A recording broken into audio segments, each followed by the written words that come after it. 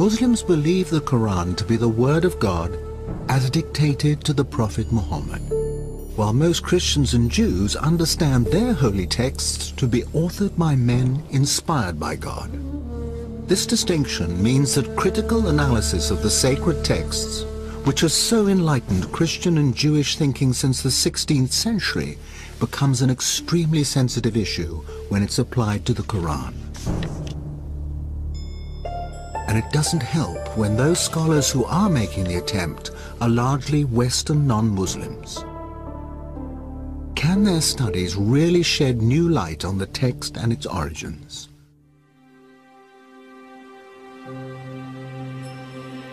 In 1972, during the restoration of the Great Mosque of Sana'a, capital of North Yemen, workers discovered a mash of old parchments in a loft between the inner and outer roofs. The entire load was stuffed into some 20 potato sacks, where it might have remained were it not for the arrival 7 years later of Dr. Geert Puin, a German scholar and Quranic expert. Puin immediately grasped the significance of the find. Working with a team of local assistants, he carefully prized the layers apart and fired off thousands of photographs. 4 fragments immediately caught Puin's attention. They contained the first and last chapters of the Qur'an, and unlike any other Qur'ans in existence, they were illustrated with architectural drawings of mosques. A vital clue to their origin.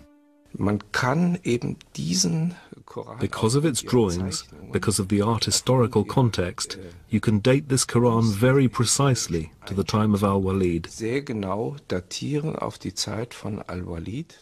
This is the reign between 705 and 715. 5 und 715. The oldest datable Quran in the world, created some 70 years after the death of the Prophet. From the potato sacks, Puin identified fragments from nearly 1,000 different Qur'ans. Comparisons between them and the standard Cairo text in use today are startling. These early texts are written in a kind of shorthand with no vowel markings or distinguishing dots, which means that individual words can have up to 30 different meanings. Es ist tatsächlich so, dass man durch die schiere Existenz The sheer existence of so many different possible readings would suggest that this text wasn't passed down word for word. Der Text eben nicht wortwörtlich überliefert. The text isn't as stable as it seems in the Cairo version. In der Fassung von Kairo erscheint. There was another important discovery amongst the Sana'a fragments. The application of simple forensic techniques revealed earlier texts that had been washed off and overwritten.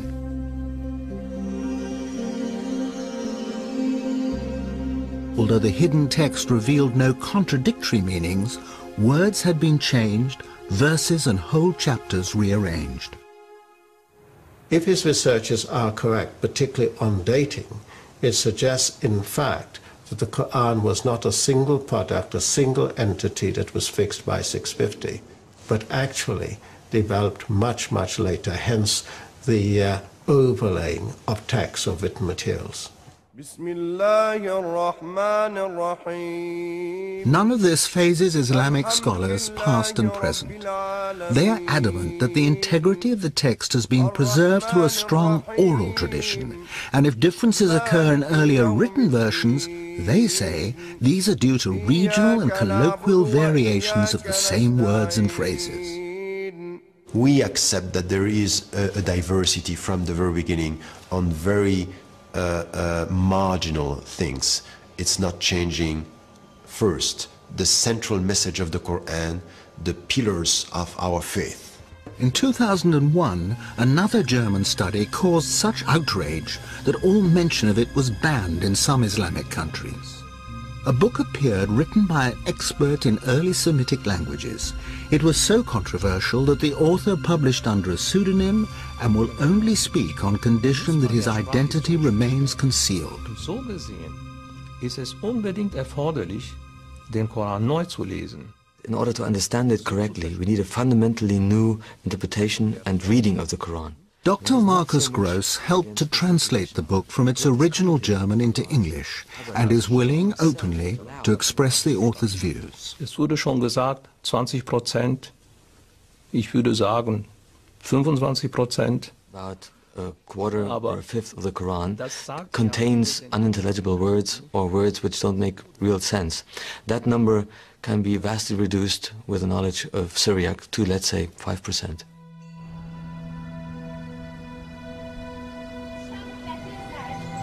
Syriac, or Syrio-Aramaic, had become one of the dominant languages of Christian liturgy by the 3rd century. Christ spoke Aramaic, and it can still be heard in remote Christian communities like this town of Malula in Syria.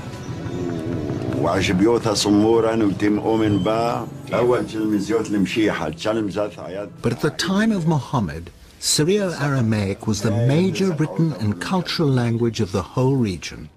Written Arabic was in its infancy. Wir haben bis zum Koran einige Inschriften. There are pre-Islamic inscriptions in Arabic, very short texts, but the first real book written in Arabic is the Quran. But you're saying the Quran is written in 2 languages. Ja, ich würde sagen, es gibt ja kaum eine Kultursprache von... In many areas in the world, languages mix constantly, all the time. Denn eine... To make it understandable to a speaker of English, you have to go back about 1,000 years. Imagine the Anglo-Saxon peasant talking to his master, who was a Norman and spoke a mixed language of French and an Anglo-Saxon. And you could only understand that mixed language with a knowledge of both. Muslim scholars of the past had the confidence to acknowledge foreign words in the Quran. In the 10th century, Al-Tabari, one of the most respected commentators, identified Hebrew, Latin, Greek, Persian, Abyssinian, and Syriac words. The difference, though, is that Luxembourg is claiming new meanings that have never been suggested before. How can one German professor challenge the collective judgment of more than 1 billion people, and on what basis? What method does he use? Ich bin natürlich bemüht, zunächst einmal eine arabische Lesung und eine arabische... Whenever I try to find a solution for an unclear passage, the first step is to try to find an overlooked meaning of an Arabic word which is not used today, but which can be found in old dictionaries, something that the commentators didn't consider. Only if that is not possible, I take into consideration the meaning of the root, of the corresponding root in Syriac, or a possible misreading. Misreading in this case means that undotted text was dotted wrongly. Then there's also the possibility that a Syriac letter was by mistake written within an Arabic text. Using these methods, Luxembourg examined some of the most obscure passages of the Quran. After Mary has given birth to Jesus, in the Arabic Quran, the archangel says to her, "Be not sad, your Lord has placed a little river beneath you." In Luxembourg's version, "Be not sad, your Lord has made your delivery legitimate." And there are other highly contentious examples. God's command to a skeptic in Arabic, "Look at your food and drink, look at your ass," becomes "Look at your condition and look at your overall state." At the end of the world, the earth steps forward in Arabic. In Syriac, the earth splits open. Plausible to some, but do any of these changes affect the central precepts of Islam? Or is Luxembourg just adding a little poetic color here and there? Was soziale Gepflogenheiten angeht, wie zum Beispiel... It's certainly not key precepts like the existence of God or afterlife, which is challenged by my interpretation, but many everyday customs. One example is the veil.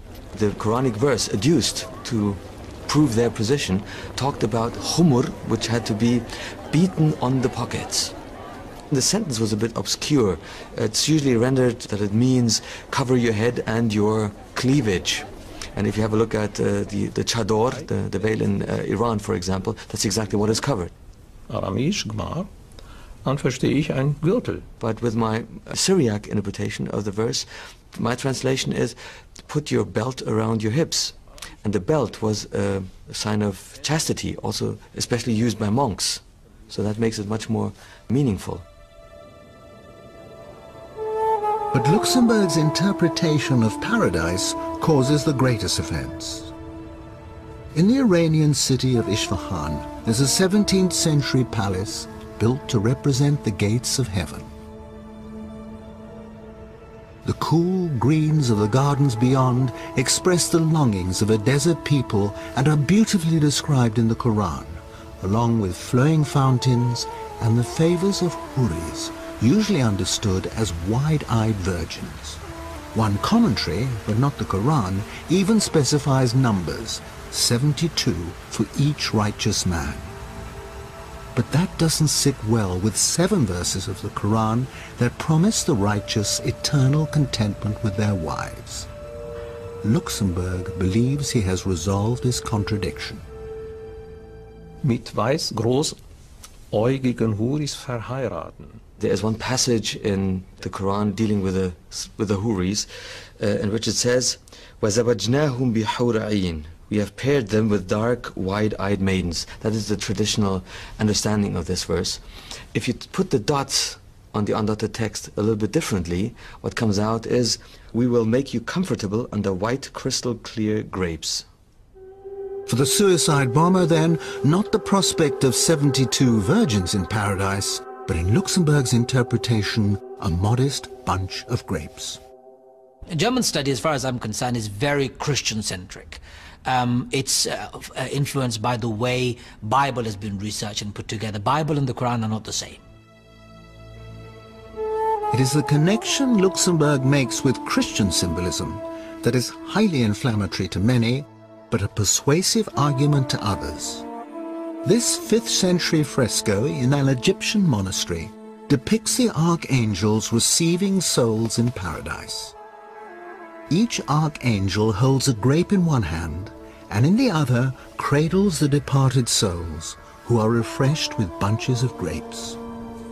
The grape motif is repeated in the vestments of the priests of the Syrian Orthodox Church, all relating back to Christ's promise to his disciples at the Last Supper that he will not drink again of the fruit of the vine until he is reunited with them in his Father's kingdom. If foreign words were in the Arabic dictionary at the time of the Prophet, surely they had evolved into an Arabic meaning. So that particular word, even if it is Syriac, must be understood in the way the Arabs understood them. Not as grapes, but as hur, partners in heaven. I think we all understand that it's symbolic, that we have to go beyond the images and the way we look at the paradise, for example. You know, we are not asked to think of this on, you know, in a literal way. This is what is. We don't know. It's just for us a description of what is going to be beautiful beyond your imagination. Although Luxemburg's work has been called into question by leading academics and is controversial by its very nature, he believes it opens a door, encouraging linguists, archaeologists and historians to use modern tools to throw further light on the text and its context. For some Muslim scholars, that is in the Quranic spirit of free inquiry and no threat to those who are robust in their faith. This research by Luxemburg and his colleagues doesn't undermine any of the basic tenets, teachings or principles of Islam.